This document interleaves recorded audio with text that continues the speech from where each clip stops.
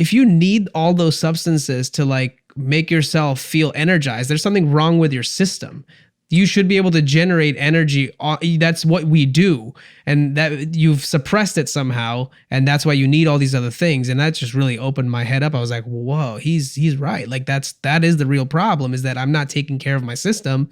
And so now I need these additional things to get myself going. And not to like demonize it completely, but like that's the reality though. It's like, at least know what it is and then see how far away from it you are. Hello everyone, I'm Abhinav Jain, and this is the Real Abhinav audio experience.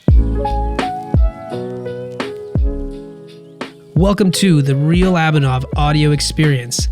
This is your host, Abhinav Jain, and I aspire to make this podcast go beyond the surface. In this podcast, I intend to bring you insights from the topmost performers, no matter what industry they're in. We talk about how they've done things differently to grow their minds and keep their physical and mental health in shape. My mission with this podcast is to help overwhelmed individuals learn ways to reduce their depression, anxiety, and live with peace and love. I just want to take a moment to thank our sponsors, Blossom Media Studio. Thank you so much for creating and distributing my podcast and taking away literally every single thing that's involved with podcasting so I can just spend the time to talk to my guests and create great episodes. Hello and welcome back everyone to another episode of the Real Abhinav audio experience. Today, I have guest Doc Frank, who's here joining me all the way from the East Coast, who again, I met on this wonderful app called TikTok, telling the whole world about how they need to improve themselves and better themselves with addiction of all different kinds. Doc Frank, how are you today? I'm doing great. Thank you for having me, man. I'm excited to do this morning. So thank you. Yeah. So tell us a little bit about you as a doctor and how you even got your way into like this space on TikTok, just maybe a quick background, and then we'll get right into it. Yeah, of course. So I'm actually a chiropractor. So by trade, that's what my doctorate is in. It's in chiropractic therapy.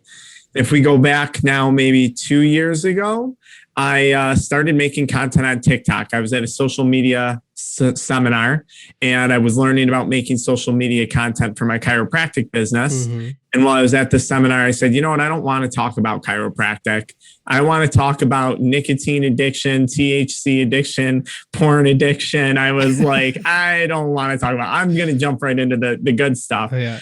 So I started putting a message out on TikTok saying, hey, listen, there's these addictions out there that we know of them, but I don't think we really understand the severity of them, especially when they're in combination with one another. If you take nicotine, THC, energy drinks, and pornography, and you have someone the ages of 16, 17, 18 consume that daily on a reoccurring basis till the age of 28, 29, right around the age that I did every day, that typically is going to have some type of negative impact on their life. Oh, yeah. And I didn't feel anyone was really addressing that from that angle. So once I learned that there was an audience for it, I went and I got a bunch of certifications in addiction recovery coaching, and I just kept making content, made the TikTok, the YouTube, and now to date we have a course and a group coaching program, and we do public speaking and all types of fun stuff helping people with it. So that's a brief synopsis of it all. Well, that's so awesome, because the great part about that is it's part of the direction that I want to head in. So that you're like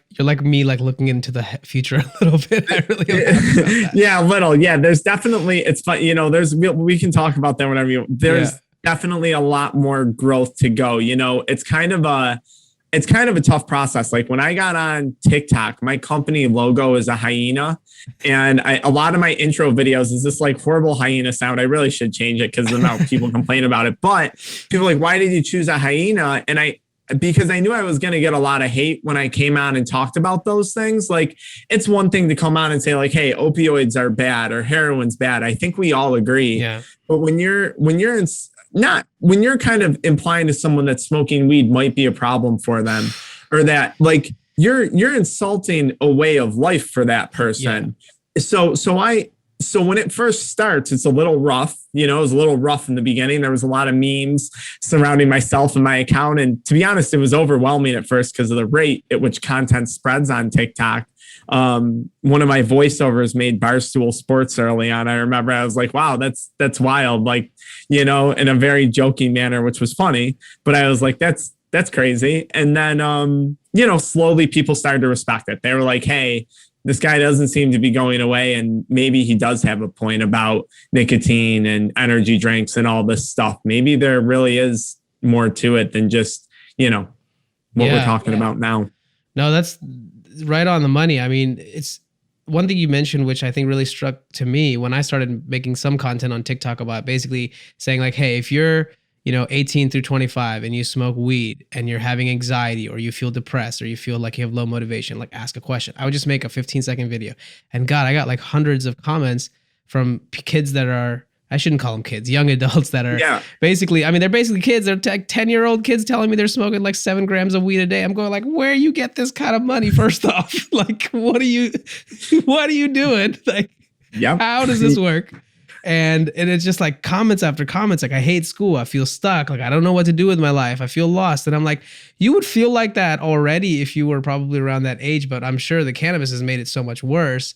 And then the accessibility of things like vape cartridges and all, which is like, so like from the pocket to the mouth, press of a button, you're high. Like before you realize even the repercussions of your actions, you're already like way up top, right? Like it was a lot of work for me to get high, especially when I was younger, and then even into my early adult life while I was still, back at home at one point. But it was a lot of work. Like I had to get a bowl, I had to get a one hitter, I had to fire up like, I had a volcano vaporizer, I had all these fun things. But it was a lot of work. Like there was a scent to it. I didn't want to smell. Like I really had to kind of plan out the process. And once the cartridges hit the market, and that's right around when I quit, I had some really bad experiences with some black market stuff. Yeah. But those were just so easy. And I was like, wow, this is scary. This is a different type of high. This is, I don't know. I didn't like it. So distilled and so chemically like just enriched. Oh my gosh. It was very different. It was the dank vape carts, they hit really different here in New York State. Like it wasn't a good high. I remember smoking one time and thinking like I had brain damage from it. And I thought, am I going to be like this the rest of my life? Like, did I just I remember going to bed thinking like, I hope I wake up normal. And I kept using after that. That was the scary thing. That wasn't even the point that I fully quit. But yeah, it's a different ballgame these days. And it's sad too, because you may have seen this. I talk, especially younger people, and there's this general misconception that like you can't really withdraw from it's all psychological. Like that's not true anymore. And I'm not like a scientist. I'm not having any of the research, so I'm not going to talk from that end. But I can tell you, like we have people going through substance abuse withdrawal, and some of these people going through cannabis withdrawal. It's extreme. It's hard, but it's really, really, really tough. It's scary.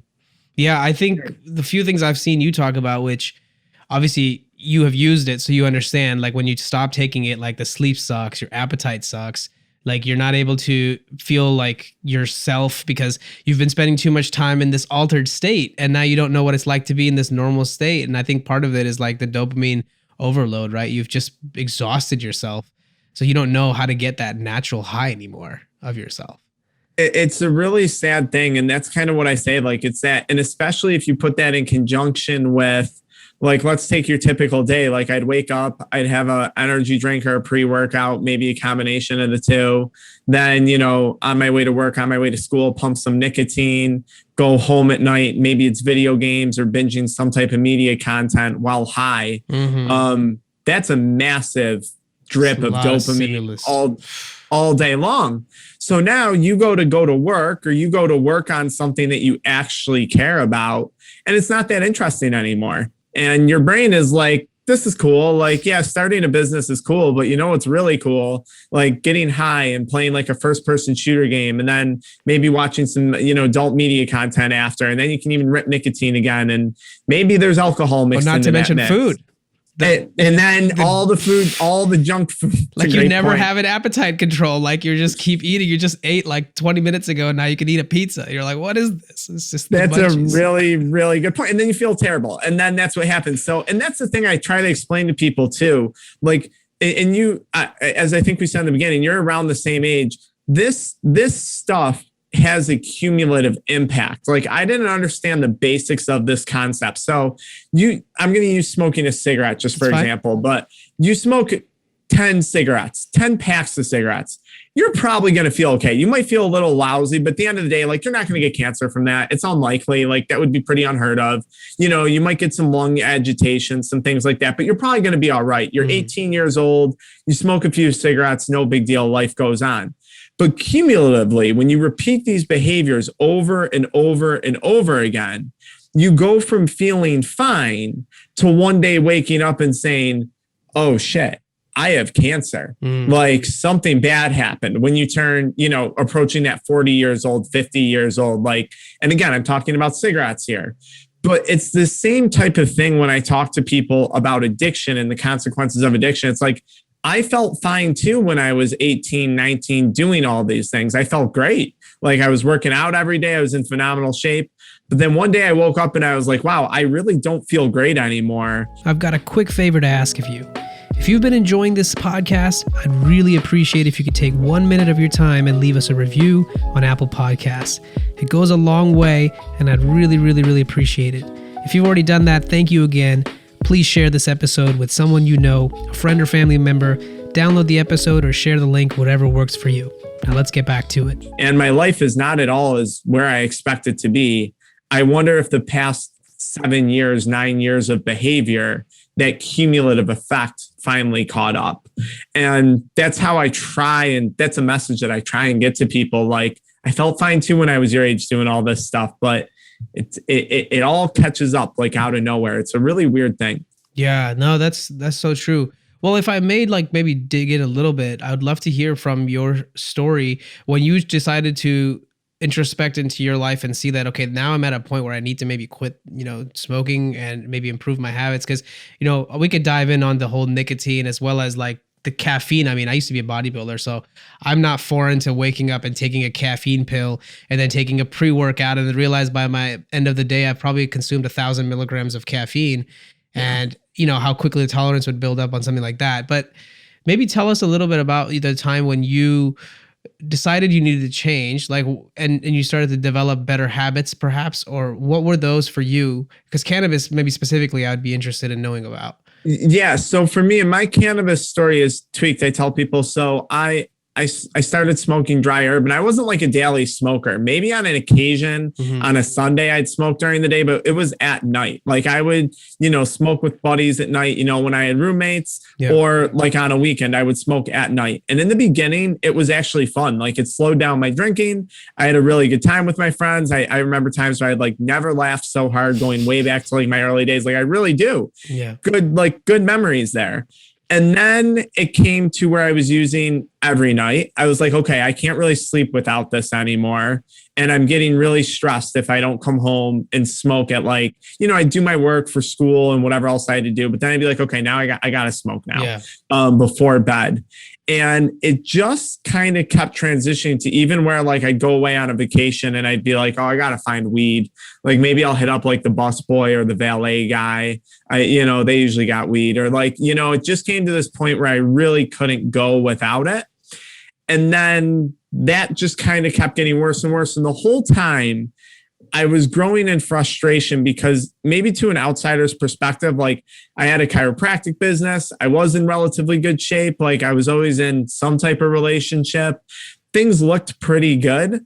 But in my mind, I wasn't anywhere near where I thought I would be or where I wanted to be. Like I thought I would be much farther ahead in life than that.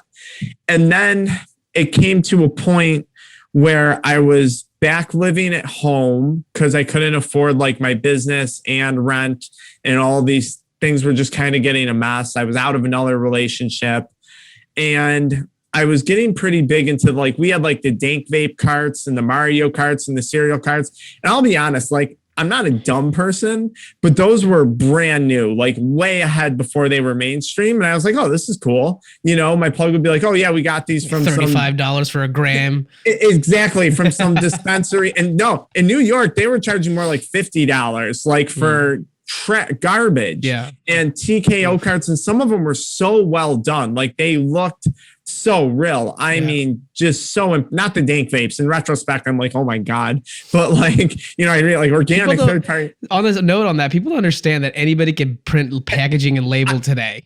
I didn't fully understand that. Like that took time for me to comprehend. Like I really didn't get that, because here's the thing.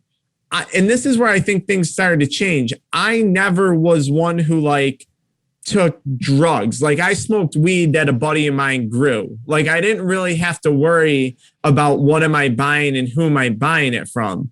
So I just assumed I'm looking at this nicely sealed package, not the dank vapes, but let's say the TKOs that were coming through.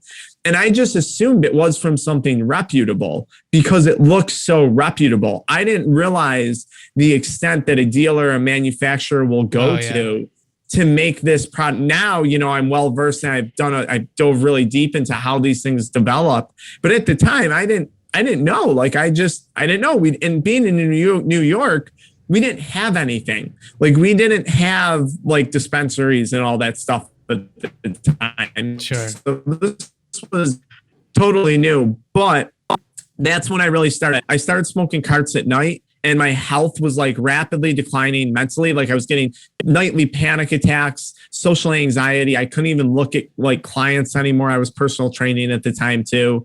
Just my mental health and my physical health was rapidly declining. I was developing like early symptoms of that cannabinoid hyperemesis syndrome. You wake up and nauseous and stuff?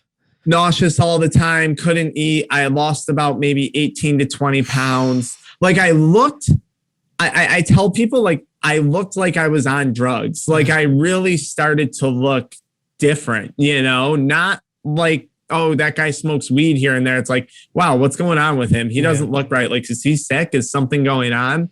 And that was just from hitting it 2-3 times at night. That wasn't even constant use. Now, someone could easily say, was that from the cannabis? Was that from all the other junk in those things? Yeah, it was a combination of stuff. That wasn't pure cannabis I was consuming.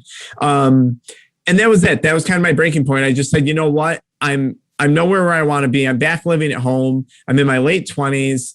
I have half my life going really good and this other half going really bad. I got to change. I don't have a choice. I have to change. And that was it. I just woke up and I stopped everything. And then that was where the thoughts started to develop very rapidly. I want to talk about this with other people. I want to help other people. And that was a big part of my sobriety, like building the TikTok, building the YouTube, like talking about it and helping others continues to be a big part. So that makes sense, because then the urges you had, like, shit, I can't sleep or my appetite's bad, like those ideas are actually coming from your real life experience and you're actually talking about them.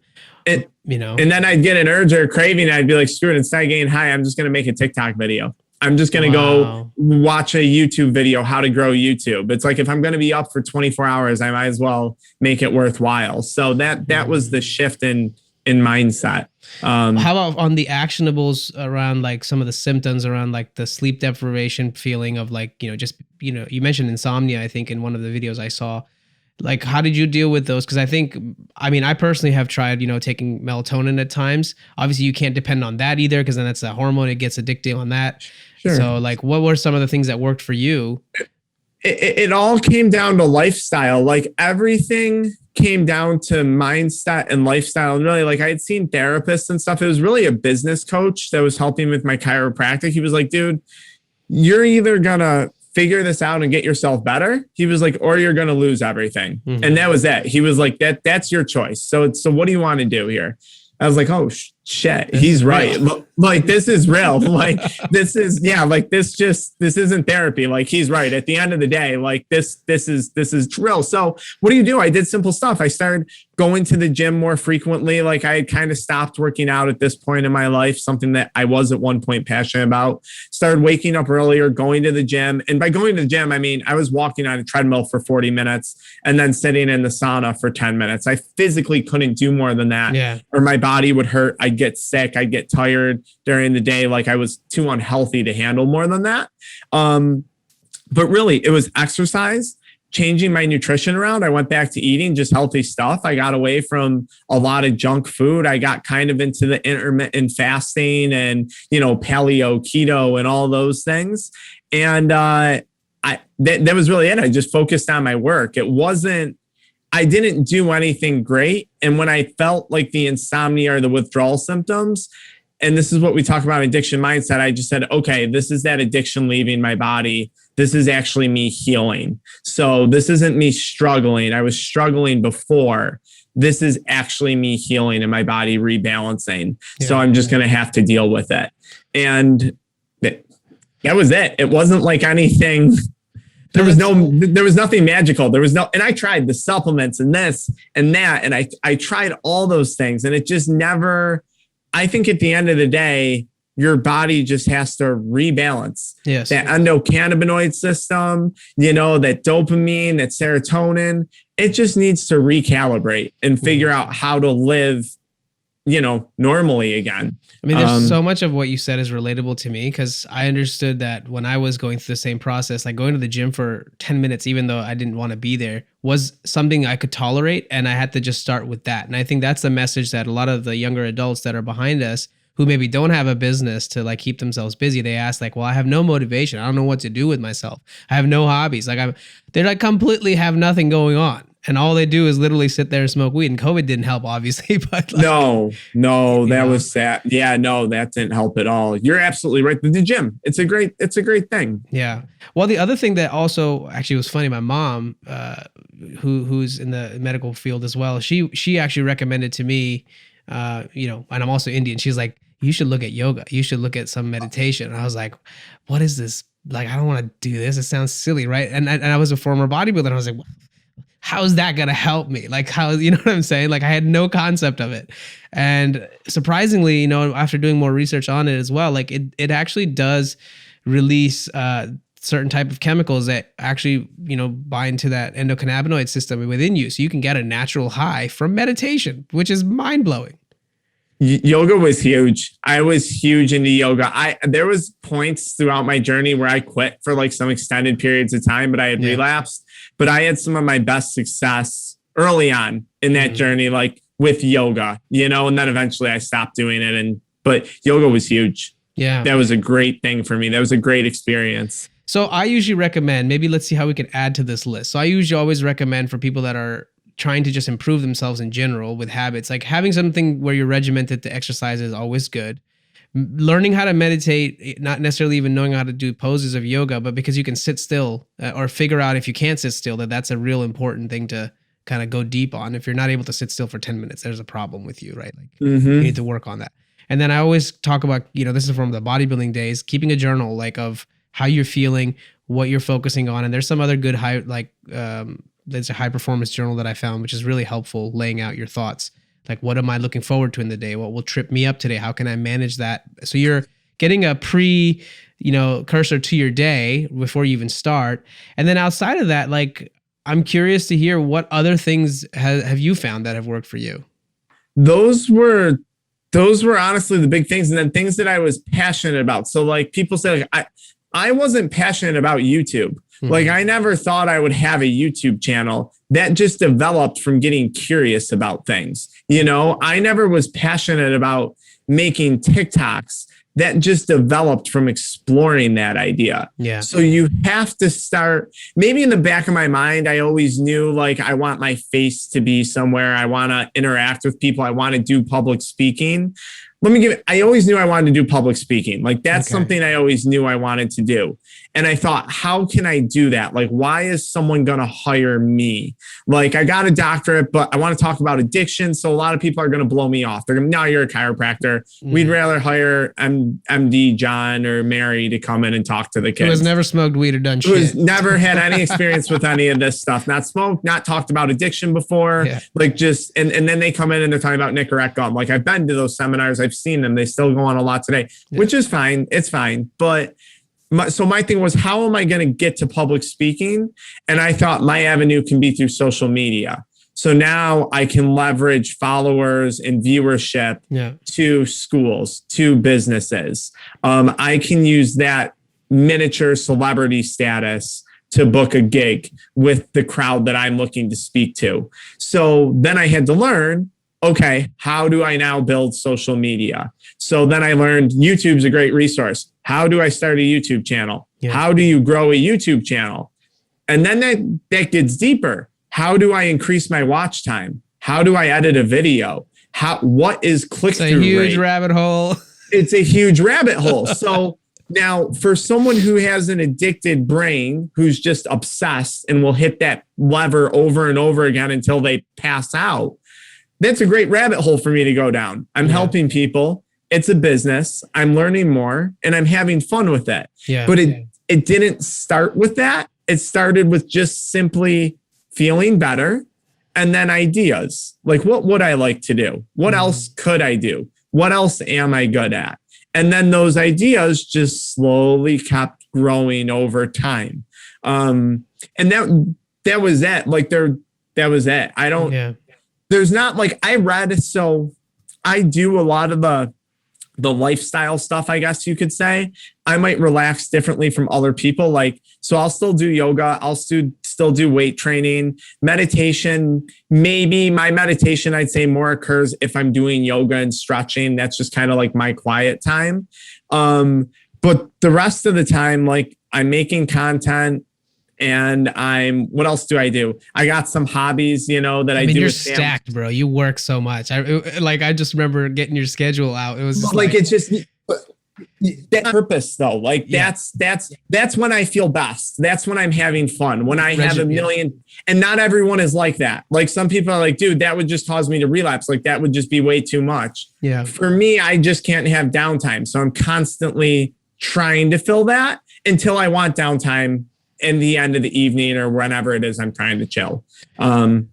Well, let me I don't know. That's probably not great advice to people, but no, it's your opinion. I mean, it's your perspective. It's very important. I think, let me ask you this. Were you ever a person, maybe prior to smoking, or maybe to your recollection, like, cause I feel like I was to a certain level, I was always been an emotional person. And I know that I used to get anxious at a younger age, but then when I was a bodybuilder, like I developed this strength in me to kind of be like, I could push myself beyond what other people can, and that helped me. But then when I stopped working out and I was working a lot, starting to get stressed, cannabis was a great outlet to like start to release some of that stress, until that started to perpetuate even more anxiety, because I'm a thinker. I can think a lot. And I was just like now on like a hyper track of I can think like 15 thoughts in a second or type of thing, And it was really something that was interesting to me, because it took me down the rabbit hole of learning more about psychology and learning more about how our mind works and like thoughts and emotions, even a spiritual path of like understanding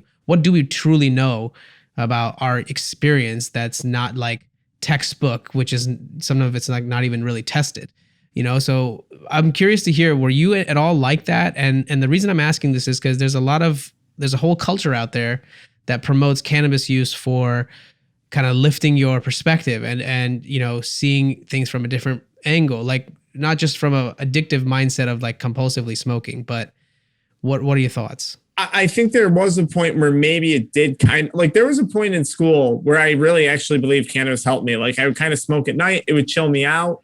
I'd wake up feeling like really refreshed and just really focused the next day. Mm-hmm. And it was a good feeling. I don't know as far as about the spiritual side of things go. Like I wouldn't consider myself overly like I'm open to that. But no, I never got real big into the like, I don't even know what the word would be. That reminds me almost a little bit like psychedelics, like how psychedelics can kind of unlock different places and potentially cure PTSD and cure depression for people. And I think that's awesome. I never got super into that. No, I never really went down that road. I was very focused at all times on my individual experience that I was having with cannabis. Like it was just, I didn't even really care about someone else's. I just wanted like, what is happening in my body right now while I'm smoking weed? And for me, it was like towards the end, this is going really shitty. So I'd be listening to someone say, hey, cannabis is great for the anxiety and the PTSD, and this can really unlock that creative side. And I'd be like, well, I'm 27, back living at home. I don't have money that I want, and I'm on the verge of losing my business. So I don't think so. So that was just my breakdown. Now, for someone else, It could be a totally different story. They could say, listen, I was addicted to all these other drugs. I had PTSD. I was a veteran of war and I used cannabis and my life is done a complete 360 and I am just such a better person. Mm-hmm. And that's incredible. Like, that's awesome. That's great. Like, keep doing that. So no, that's a great point. I like that. I think, yeah, you can't generalize it for everyone. And there's definitely certain benefits of it. And I think where I was going with it was, I do find it that for certain people that are very anxious at times or are, struggling with certain mental health stuff, it can be a helping tool. Obviously, there's a point of diminishing return with everything you do. Like even like working out too much is bad for you. All these supplements that you take, all that stuff has a point of diminishing return. But with cannabis as well, I thought that, we do have to remember that, a large dose of cannabis is actually no different than like a minor psychedelic dose. So like for someone that's under 25 or a young adult that's like taking all this, especially those carts that are like 97% THC, bro, like you're going to go to some realms in your head that you probably aren't ready to tolerate. You're seeing behind the curtain too quickly, so to speak. Like I felt like that at 25 or 26 when I was doing it. So I never did cannabis until I was like already done being an accomplished champion, making like six figures in engineering. And I was like already doing really well. Like like you said, by all public views eyes on me, I was like, dude, this guy's doing great. But I was just like, what is going on with me? Why do I keep consuming this substance? And I went deeper and deeper into like, what am I about? What's my life all about? Where am I headed? And really big questions. And I feel like these young adults are hit with these questions now at such a young age where they're not even barely walking and they don't even have good routines or regimens to even feel like they have some worth really. And now they're just, kind of not to say lost cause, but it almost feels like to them that they have nowhere to go. It feels like to them that there's a lost cause. And I think we got to look back and say like, this is a big thing that bothers me. And I'm all for school, college, whatever someone wants to do. I don't have strong opinions on that, but I do notice like, why are so many kids needing to be so stoned just to get through like a class? Like, are we that far off on what we're talking about? And like, I can kind of feel that. Like I was pretty chopped up during most of my college and I did great. I had like a 3.5 GPA. Yeah. I did good. Like I got a relatively high degree at the end of it. But like, I look at that and I don't know. I see that now at a young age and like, what is going on? Yeah. Like, why do you have to be high 24/7 to maintain any interest in life? Like, yeah, that scares me. That's scary. What do you think it is? I mean, part of it is the fear of missing out. They think that the high life is not going to be that good if they stop. I want to take another quick moment to thank our sponsors, Podcast Backdrops. If you do any kind of video content or pictures online, or you're doing any sort of selling over Zoom calls, you really need to check them out because it will make you look professional from the get-go. Having your brand, your logo, and what you're all about behind you, hiding all your clutter, makes you look so much more professional when you put yourself out there on the internet. So check out Podcast Backdrops if you want to level up your game. Yeah, I always say my response to that is you're already missing out. You just don't know what you're missing out on. You're high all the time. You don't know. You're scared of missing out on the high. But like my situation, I would have missed out on the TikTok, the YouTube. I wouldn't be sitting here on this podcast. This is what I would have been missing out on, like all this stuff. So they always say it to me like, oh, with my buddies, I'm like, you're missing out. And now usually this person is at a point where they're thinking about quitting too. Yeah. So, but yeah, you're missing out. If you're at that point where you're constantly high, you're missing something. You're missing something. And one of the things that I think has struck with some of my TikTok audience is that a lot of them that are younger and smoking weed, they're not necessarily quote unquote depressed, even though they use that term. They're very disappointed as to like, how am I so messed up? Like, and maybe some of them can't talk to their parents about it and all. Right. So this is where having an outlet like going to you or coming to our page, whatever, collectively, that's such a good thing that we're able to provide. It's amazing. And that's the other thing that blows my mind too. I'm like, why? And we're very strict in our program. Like if someone DMs me, it's a generic response like, hey, here's free content. I can't talk to you unless you can prove you're over 18. And if you're under 18, like I'm not going to have a conversation with you. It's too touch and go in today's world. Like you just can't do that. Now, this is the thing. Why do I have so many 13-year-olds messaging me, a random stranger on TikTok, asking me for help. Like that to me is also very alarming. Now I get it because that's how we communicate through social media. So I do understand to an extent, but I'm just like, what's going on? Like if I was now, and I did not have a perfect family life either growing up by any means. And some people have it really bad. So I do understand, but I'm like, I would have had a friend I could go to. Like before I went to a guy on TikTok, I would have had some other options. Yeah. Maybe a family member, maybe a teacher, maybe a counselor, maybe a best friend. But for a lot of these people reaching out, they're like, no, you are my only option right now. And that to me is kind of crazy too. I don't fully understand that. And it's not always someone from like, I can't talk to my family, I have a horrible background. That's not always the case. So I don't know. You bring up a great point. More of it is like, part of it was last year in COVID, people couldn't really hang out. But at the same time, we are more and more moving towards, I know, like I used to be a very social, people always around me type of guy, but more and more as I get older, it's more like I find myself, me and my wife living our life, doing our day to day and having like a lot of screen time with different things, like whether it's business, whether it's me talking to clients, whether it's even me talking to friends, it's either like texting or whatever. It's like, you just see people less often unless you really want to see them. Like I'm going to go home. It's Father's Day today. You're going to go see your dad. I'm going to see my dad. Like, we have to make time for those occasions to go and spend time with family. But I feel like that's what's large majority of the issue is that we do spend too much time on our phones. So if we came across as a source of help, like I get the same thing. Like I get 10-year-olds that are telling me that I've been smoking weed for 5 years. I'm like, what? Like how? 10. How? Yeah. And like, what's that going to look like when they're 15 and then 20 and then 30? Like, I don't know. Well, let's talk a little bit about the program then. Cause like part of what I did, I started to create more of a motivational group rather than just like an addiction recovery situation, which is hand in hand, but more of like, okay, you don't feel motivated. Cool. Like let's hold you accountable. Like you wanted to do this one thing. Are you sticking to this little tiny goal that you have? Let's just start with that and see if we can build a snowball effect off of it. So talk to me a little bit about like, what is your approach when it comes to the addiction and for people that want to help?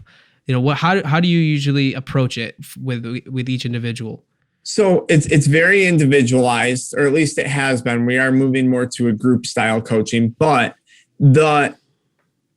so if you struggle with an addiction, I always say chances are you're a pretty brilliant person because you got work ethic. You know how to grind. You know how to hustle. You always know how to come up with money. You're persistent as hell when you want the substance. So like you have traits that you can't teach a lot of people. Like you get knocked down over and over. You knock yourself down daily, yet you keep getting back up for more and more and more and more and more. Like a lot of people would quit at that point or they just give up. That's why not everyone gets addicted to drugs. They're like, I can't do this every day. This is exhausting. Well, they say if you're broke, you can't buy it. Then you're like, you're no longer addicted. But if you are persisting in your folly, it's like, dude, I love that. You're so persistent. You'll figure it out. You're a very impressive person. So I say, and you see this with people who used to have very serious addictions. Oprah Winfrey, Tyler Perry, Grant Cardone, like him or hate him, the My Pillow guy. Like a lot of these people are crazy.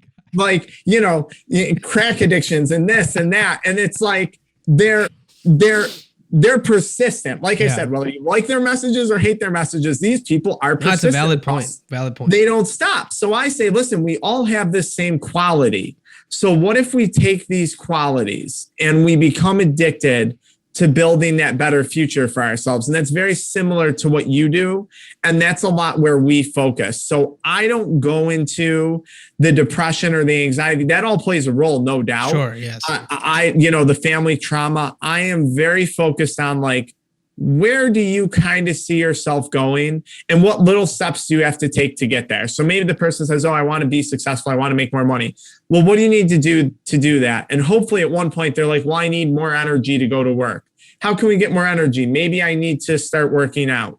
All right. Have you ever been to a gym? No. Do you go for walks? I haven't, but I could. All right. So our main goal is we're going to make you more money somehow. I don't know how. But we got to start with getting you outside for a walk every day. Yes. Because you're not going to make more money sitting in your bedroom stoned playing Call of Duty, which is fine. I'm not installing Call of Duty or getting high and playing it. Just for that person, it wasn't working. Yes. That's all. For that person. If you're unhappy and you're doing those things, It's not working. It's not working. That's it. Yeah. Some people are very happy doing those things. Keep doing them. But so that's how we start with people. And then we try and help them realize those natural talents and those natural traits that they have. And our hope is, and this is kind of like, conversations like I'm having with you and, maybe we'll have more in the future, just introducing them to different ideas. Like you said, what do you do with the person who truly has no ideas? Most people who come to our programs have some idea. They're like, I want to be this. I want to accomplish this. And then we're just trying to help them get away from the addiction and refocus all that addictive energy into accomplishing this new thing. That's what we do. Yeah. We do need more of, hey, here's different people who do different things. Does this interest you? Would you be interested in learning from someone who runs their own podcast? Is that something you wanted to do when you grow up? Would you be interested in learning from someone who has a YouTube channel? We can connect you to someone who can mentor you in that. I love that. That's the direct. Do you want to be an athlete? Let's try and connect you to someone who's done really well as a college athlete. And let's maybe talk to them about what they did to get there. That's the part that we need to develop further. But that's the vision of addiction. Wow, I'd love to help you with that. That sounds awesome to me too. I think both of our groups can benefit with that. Like it's huge, right? So and that's really that motivational part. Like I tell people, I'm very good, or I've gotten good at helping. I trip people up about their addiction. They'll talk to me and they'll be like, I really like smoking weed, man. I don't know what to tell you. I really like vaping. I don't know I want to quit, but I love it. Yeah. And then by the end of the 40 minutes. Obviously you love it. That's why you do it. Exactly. And then by the end of the 40 minutes, they're like confused. They're talking to me and they're like, I don't know. Maybe I don't like it as much as I thought I did. And I'm like, I don't know. You tell me. And they're like, well, fuck, I just talked to you and now I don't know what I think. And that's my goal, to trip up that thought process, to trip up that addiction and just get the person thinking about their life differently. And the biggest unlock is the one where you said you go into telling them that, look, you're super powerful. The fact that you keep coming back. I mean, that's a gem, dude. I like that. That's the key to our program, hitting little points like that, that and fear of missing out. Well, I'm worried about missing out. You're already missing out. You're telling me you want to be an all-star athlete, yet you're getting high. What are the things you need to do to become an athlete? Well, I need to exercise, eating, diet, nutrition. Yeah. So those are all your micro goals that you need to start to focus on to get to this bigger goal. Yeah. Are you missing out on all those micro goals? Yes. Okay, so you're already missing out. So you're not actually fearful of missing out on weed. You're fearful of missing out on the further opportunity that you have in your life. That's what you're actually afraid of. Yeah. You're just using this addiction, whatever it is now. And we tell people, we help pull people out of that. I tell people addiction is the most uncomfortable comfort zone. So you're stuck in this comfort zone, but it's the most uncomfortable place in the world. And it's really screwed up. So I tell them look, you're already used to being uncomfortable. Yeah. A lot of people aren't. You've become so good at being uncomfortable. It's now comfortable for you. You're there every day. You're there every day. So go fucking pick up the phone and call that person that you want the job with. Yeah. Go fucking challenge that other athlete that you got to get in the ring with or whatever it is. I'm just spewing No, things but that's out. a fact. That's true. Go film a YouTube video. Who cares? You saw my background. I just removed a bunch of pink pillows in the beginning. You know what I mean? I don't care. I've been uncomfortable my whole life. It's not, you know what I mean? I was uncomfortable for 9 years. So now I'm very comfortable. That's where we try and kind of motivate people and push them. And then kind of like you talk about, the next step would be connecting them to that next level of where they're trying to go and where they're trying to get to. Yeah. And that's a long process. I talk about this. Let me ask you this. One thing that I thought was kind of interesting when I was talking to some of the young adults that I talked to is, hey, you tell me you want to quit and you're, let's say, in your 20s. So you want to tell me that you, in your entire 60 plus years of life that you have left, you never, ever want to smoke weed again. And the answer is always well, no. It's so what you're asking me is you don't want to quit. You want to find a better balance in your life, right? It's not that, what do you tell me? You're never going to smoke weed, never going to drink again, never going to enjoy any substance of any kind. What do you mean? How are you going to live like that? If you've already had a taste for it, it's like if you've never had it, I can understand. That's one thing. But if you've already had it, how are you going to tell me? It's like, I like cigars, and it's actually the cleanest way of having tobacco. And I'm like, well, you going to tell me I'm never going to have a cigar in my life? Like, hell no, of course I will. So it's like more of a balance act. Figure out like how can you, do this more in an efficient manner where you're not feeling the guilt of your pleasures so much, rather, right? So like, what does that hit anything for you? It does. It's interesting. So for me, people ask me if I drink alcohol, and I'll still have alcohol on occasion. Now, alcohol for me was never a major issue. Yeah. Now, I think alcohol is one of the most toxic. So I think that's more harmful than weed and just as bad as the most available.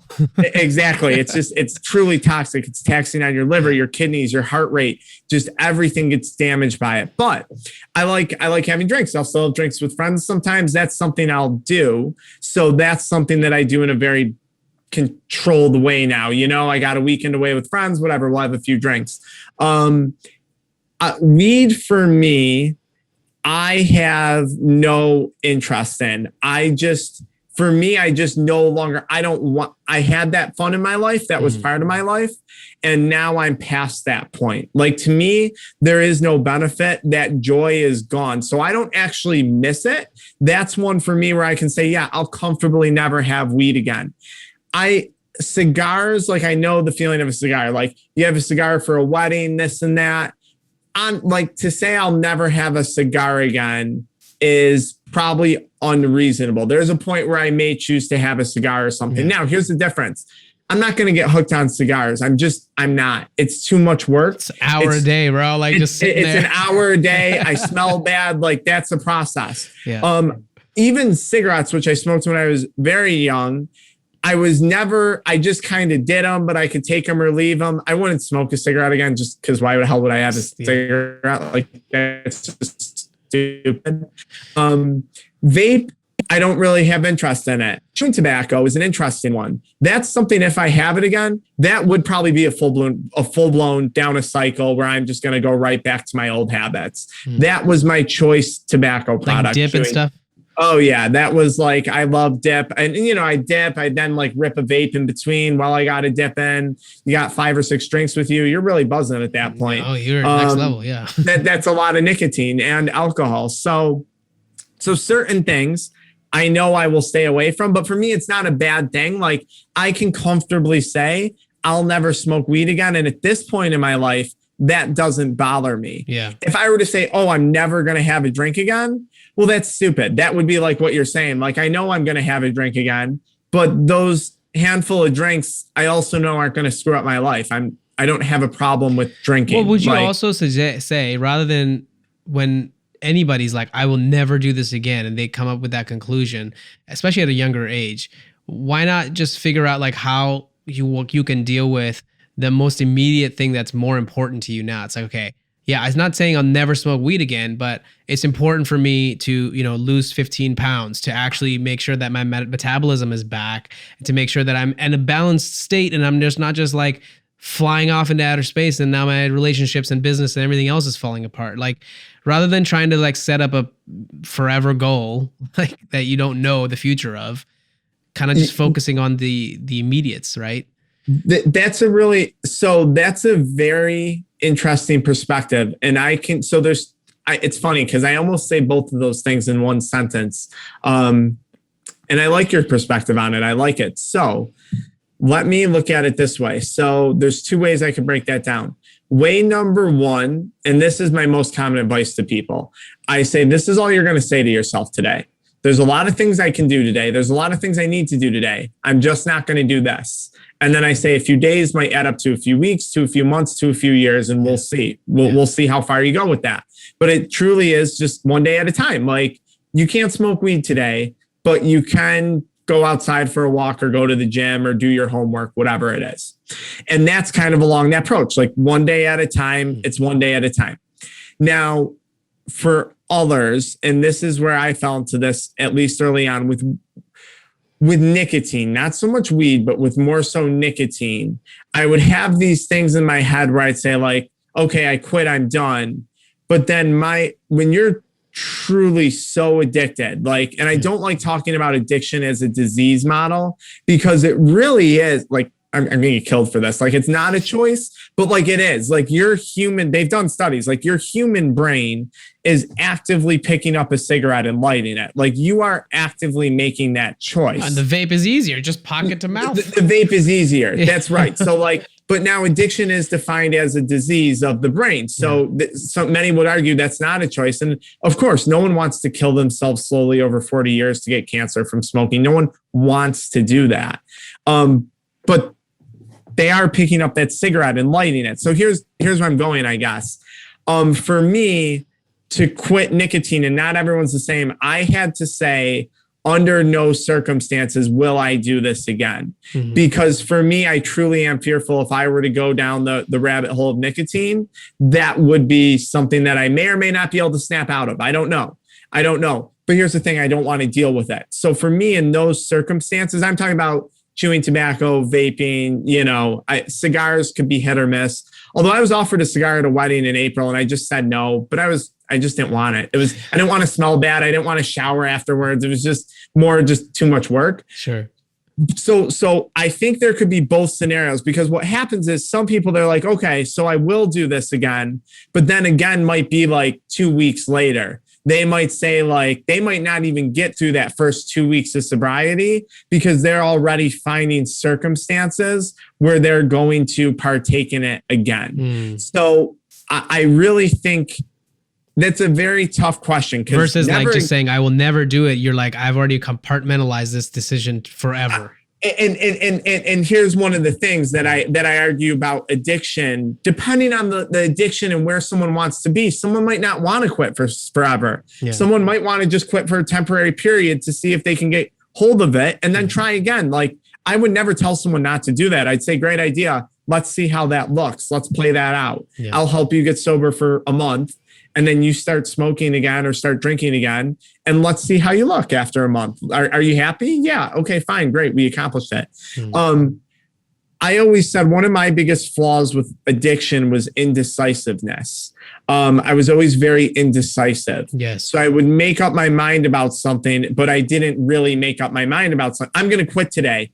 Nope, didn't quit today. What are you going to do? Fuck it. And tomorrow's another day. I'm going to do this today. Nope, didn't do it today. And that spilled over into multiple areas in my life. So for me, I said, you know what? I need to start being decisive in what I do. If I say I'm going to do something, I'm going to do it. So if I say I'm quitting nicotine, I'm done with nicotine.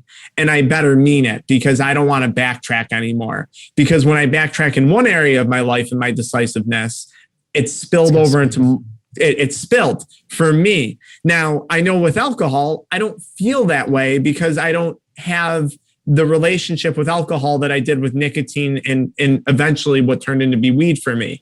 So alcohol, I would never say that. I might say, oh, I'm not going to drink for a little bit just because, I drank too much, maybe at a party or what, what I mean? Something stupid because I was stupid.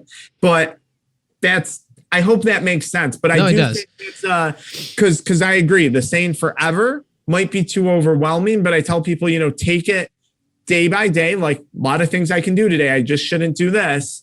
But I don't want that person then making excuses saying like, well, yeah, I said I was going to quit, but I have about 20 scenarios that justify me using it now all of a sudden. And I can't even get this person past 3 months of sobriety with it. So, yeah. I think that's a very valid point. I'm glad I asked that question, because that's something that I actually kind of go with my own personal use is like, I don't think I would never want to smoke weed again. Because now that I know the benefits of it for me, like I have a volatile kind of mental health in ways, like I get very aggressive, and that's what made me a very good bodybuilder and a successful and a championship winning one at that. That's awesome. That also doesn't help with a relationship with my wife or with my business. So I have to be very, balanced. So that's where meditation and yoga are the good tools that I use every day, and still like exercising. I'm not trying to like be a competitive guy again. So, but I have to still create that sort of competitive scenario. So I've noticed weed gives me that perspective shift at times if I keep it balanced, but then that's really I always talk about the balance thing. But at the end of the day, you're right. If the balance portion is a facade for you to then have leverage points or deleveraging yourself rather, right? Like to get into that habit again, then that's a problem. Like I know I have an addictive personality and I will abuse stuff, because I'll just be like, oh, this is great. Let me just do more of it. More is only better. You know, like that's, Yeah. you know, I know you got to jump, but I wanted to just ask about this portion because I was very curious on your talk about a gym community and people abusing supplements. The reason is like I've been there, right? Like I was telling you, just I was a bodybuilder and all. Like I've probably taken everything under the sun you can imagine that requires for high performance athletes. Yeah. And I saw that whole culture, and the reason I walked away from all of that, and when I stopped competing, I think the reason I started to get really depressed is because I wanted nothing to do with it. Because I realized I started to want to be healthy, and I looked really great on the outside, but on the inside, I'm probably like killing myself in a worse way, and my body's not doing great. But to people that say like, oh man, but I gotta have my like pre-workout, and now pre-workouts are so sketch these days. I mean, they've always been sketch from day one, but there's some good ones, but there's a lot of weird stimulants. Like, how would you tell someone that is so in that environment, because you don't want them to like not go to the gym because now they're not taking these supplements and that's what their like ritual is. Like, what would you be your thought on that? I really wanted to hear that. That's why I was like, I got to ask him before he goes on. You know? No, that's a really tough one. Cause like I said, there was a point where I did stop going to the gym. Like that happened. Like I just didn't have the motivation. I was like, well, I don't know. There was probably zero dopamine circulating in my body for like 2 weeks when I quit all this stuff. My thing would be is just trying, and no one could have told, like my mom used to tell me like, don't take that. That's bad for you. I'd be like, Mom, she was saying, my mom would say the same thing, bro. You know, I'd be like, it's just caffeine and your coffee has just as much. And it wasn't just as much. Here's where I started to despise it, or where I see it in a bigger picture. Yeah. It wasn't just caffeine. So they've got you on the taste, the addiction to the taste, you know, the raspberry watermelon Kool-Aid flavor. That's just hyper freaking sweet. Like the synthetic sugar shit too. It's not even so synthetic. Exactly. Yeah. So you combine that with really high levels of caffeine, let's say 200, 400, 300 milligrams with other stimulants. Maybe some of them got DMAA, maybe some of them don't these days. Okay. And you're much more now beyond just caffeine in a coffee. Like you're much farther than that. So what's going to happen over time is you're going to build a dependence. Like that's just life. Like when you drink a lot of caffeine, even coffee, and this is okay, I'm not saying it's bad, people become dependent on it. For sure. And they go through a headache withdrawal and things like that when they quit. So I just say like, how long term, if you're in this for the short term, maybe it's fine. If you're like, screw it, I'm going to juice, I'm going to get psyched up, I'm going to win competitions, and I'm just going to rip it for the next 10 years. And that's really what you want to do. Like, okay, fine. But if your goal is like long-term health, how long are you really going to sustain taking these pre-workout products and this lifestyle of like stimulant abuse pretty much before something shuts down? Like something's going to get you. And for me, I think I can't like totally confirm this or deny it. And again, there was nicotine and weed and other stuff I was consuming, but I think it put me in a complete state of like just adrenal burnout, because here I am after a 10-hour workday. Now I'm going to pound all this caffeine and I'm going to go push it in the gym for 2 hours, just squatting, deadlifting, these really intense, taxing central nervous system exercises. And I'm going to do this on repeat for the next few years. And I think long term, that's not going to be sustainable for a lot of these people. And then that's where I think you wind up seeing the guy that's like 30, who's like, I can't even drink herbal tea anymore because and that's me. Like I can barely tolerate coffee now. Like your system's going to get screwed up. So all I can say to those people is like, I don't know, stimulant free stuff doesn't bother me as much as long as it's like truly stimulant free. It's a reputable company, but try and get back to just like coffee or something. If you really need something, try and tone it back. And then two, the marketing, like I'm very easy to influence. Well, hold on. Before you go to the marketing, because I think you would like this. I think the other part of this that's very important to call out is that if you are constantly in an energy deprived state, you need to assess what is your actual lifestyle like, dude? Like, are you waking up at a good amount of like time of sleep and all that stuff? Are you making sure that you're eating the right foods? If you're eating only like bad carbs, obviously that's going to drain your energy. If you're only eating just like trans fats and nasty stuff, that's just like pulling your energy down, of course you're going to want to take like all this cold brew and like all this I mean, coffee is like only getting bigger, dude. Like I thought Starbucks was when we reached the apex. We're not even, that was like the peak of a foot of another mountain to go. You know what I mean? Like it's crazy, dude. So like I hear what you're saying, but I think the reason I bring that up is because my eyes were opened about that when I went to learn about yoga and meditation with the foundation called Isha Foundation. You know, this guy Sadhguru, he's pretty popular on YouTube right now. And he's talked about all this, like, if you need all those substances to like make yourself feel energized, there's something wrong with your system. You should be able to generate energy. That's what we do. And that you've suppressed it somehow. And that's why you need all these other things. And that just really opened my head up. I was like, whoa, he's right. Like that is the real problem, is that I'm not taking care of my system.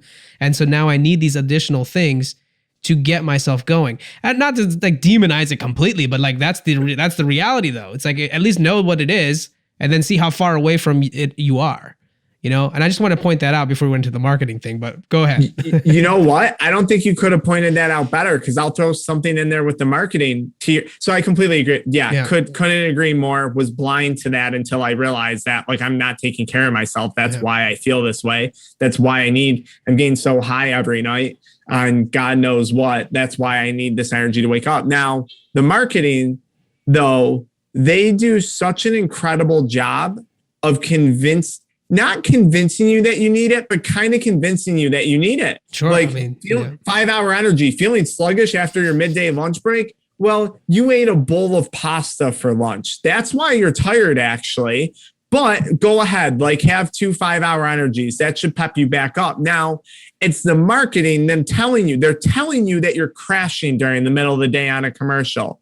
They're telling you that you need pre-workout to work out. Even the name of it, pre-workout. Why? Wait, I don't need pre-workout to work out. Since when did this happen? Since when did my body need pre-workout to work out? Like it's the marketing is unbelievable. And then you take Raise, Bang Energy, all these companies, Rockstar back when they were good, get attractive girls, attractive guys, drinking these products, get high-end influencers marketing these products. And again, not dissing anyone, like it's fine. No, it's just the reality. But just see what it is you're getting sucked into. And that's where I became like very offended. I felt like a sheep. I was like, what am I doing? Like, I don't need pre-workout to work out. I'm not hanging out with these Bang girls. Like, that's not my lifestyle right now. I'm drinking a Bang stoned in my room at 10 p.m. because I don't know why. I don't even know what I'm doing right now. So like, that's kind of what started to piss me off about it. Yeah. And now the way that it's marketed as this healthy, like they look healthy. You get some radiant, attractive guy or girl, and it looks so good and so healthy. And it's just, for a lot of people, it's not going to be that way. It's not. It's not. That's fair. And it's that marketing. They're, so, and there's nothing wrong. They're brilliant companies. Like, that's genius. Like, I have a lot of respect for those companies, but I don't want to be one of their people that's targeted. I don't want to fall for that anymore. So, man, Frank, this has been a great conversation. I hope you feel the same. Yeah, I had a lot of fun. No, I hope we do. This is my first time doing a podcast thing. So, well, for those of you listening, just so you know, I had to get on this guy. I had to find out, make sure he would come on this podcast, because I really thought we could do some good damage together. Good. No, I had a lot of fun. I hope to do more. Yeah, no, I'm back again, man. When you have some more time, I definitely can pick your brain some more. And I think you and I could create some good content. If anything, we should just keep in touch. And I agree. Keep talking about like the strategy, because I want to learn more about the program. And I was telling you, I've been getting asked to come to some mental health clinics. I'd like to be, collectively we're doing the same thing, Definitely. I'm happy to talk to you about that too. Yeah, it's fun. Like, man, it really is. People don't see that side of it, but, and you guys are getting to watch it firsthand on my TikTok and my YouTube. It is like, it's the birth of a business. Like, you're watching someone who's trying to build a business, trying to figure it out. Like, it's really a fascinating thing. Like, to get to the public speaking, to get to the podcast, to get to the TikTok. Like, I don't know. It's really cool. I don't know. It's fun, but you learn a lot along the way. Like, but you got to learn, like, how do you write emails to people once you have an email list? What do you do with the course? Do you give it? We're giving our course away for free now, but do you give it away for free? Do you sell it? I don't know. That's fun to talk about. I would love to. You'd love to have a conversation with my wife. She's all about like the side hustle, small business marketing and all, and managing and operations. We'll have to have a conversation, the three of us. Of course. No, that'd be fun. No, I'd love to. Very good. Cool, brother.